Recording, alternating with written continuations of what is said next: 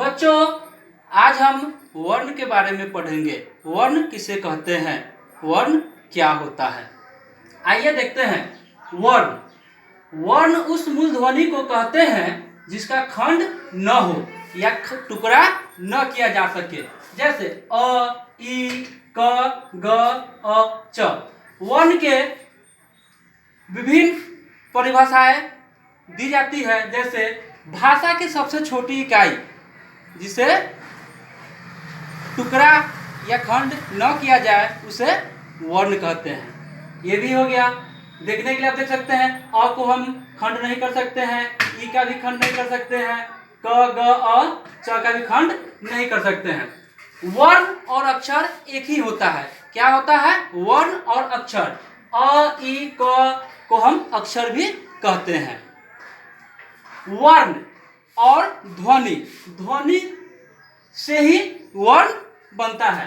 ध्वनि उसको बोलेंगे जिसे हम बोलते हैं। अ जो बोले वो मेरा ध्वनि हो गया, और अ जो यहाँ पे लिखा गया उसे वर्ण कहेंगे। समझ में आ गया वर्ण किसे कहते हैं। आइए आगे देखते हैं। वर्ण के दो प्रकार होते हैं। वर्ण के दो प्रकार होते हैं, स्वर वर्ण और व्यंजन वर्ण। स्वर वर्ण किसे कहेंगे? स्वर वर्ण अ, आ, ई, उ, ए, ऐ, ओ, अन, अ का जो भी है सब स्वर्ण वर्ण के अंतर्गत आते हैं। व्यंजन वर्ण किसे कहते हैं?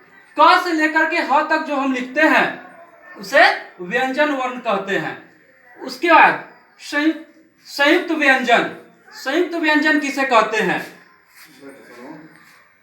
चार संयुक्त व्यंजन होते हैं, छ, त्र, ज्ञ और स्र। संयुक्त कहने का अर्थ हो गया कि दो व्यंजनों के मेल से बने अक्षर।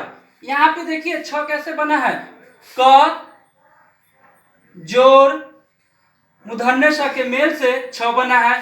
त्र, त हलंत जो र के मेल से त्र बना है। ज्ञ, ज हलंत या के मेल से ज्ञ बना है। और श्र, तलाब्य श और र के मेल से श्र बना है।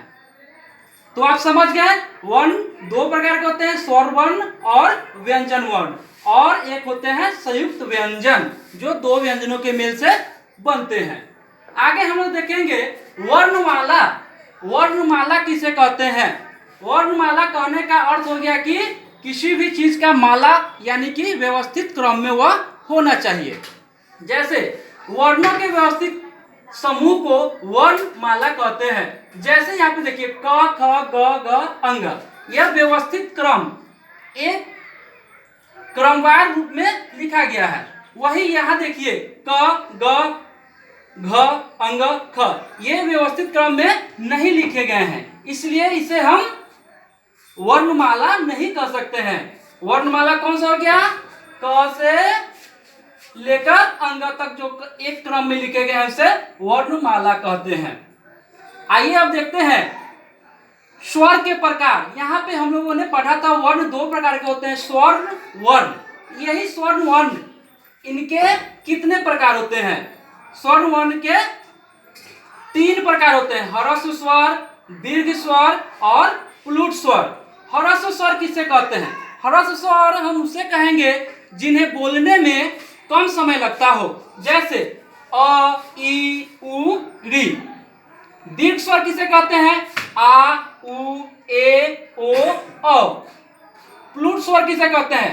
इसे बोलने में दीर्घ स्वर से ज्यादा समय लगता हो उसे प्लुट स्वर कहते हैं। जैसे यहाँ पे आप देखिए ओम, ये जो है कि हिंदी में बहुत कम ही प्लुट स्वर का प्रयोग किया जाता है।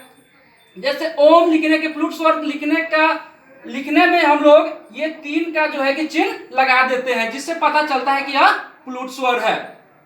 अ, ई, उ, इसमें किसी दूसरे स्वर का मेल नहीं है, यह मूल स्वर है।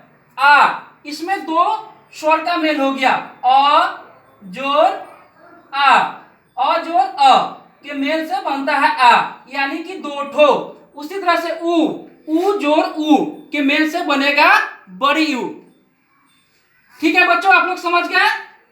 एक बार फिर से आप आप लोग दोहरा ले, वर्ण उस मूल ध्वनि को कहते हैं। मूल ध्वनि, ध्वनि के बारे में आपको अभी मैं बताया हूं। ध्वनि उसे कहते हैं जो हम बोलते हैं, अ, क, ख, ये सब ध्वनि हो गए। ध्वनि इसलिए कहते हैं क्योंकि इसको हम बोल रहे हैं। और वही कब अक्षर बन जाता है, वर्ण कब बन जाता है, जब उसे हम बोर्ड पे या किसी कॉपी पे या किसी जगह पे हम लिख देते हैं, तो जाकर के वो बनता है अ, इ इत्यादि।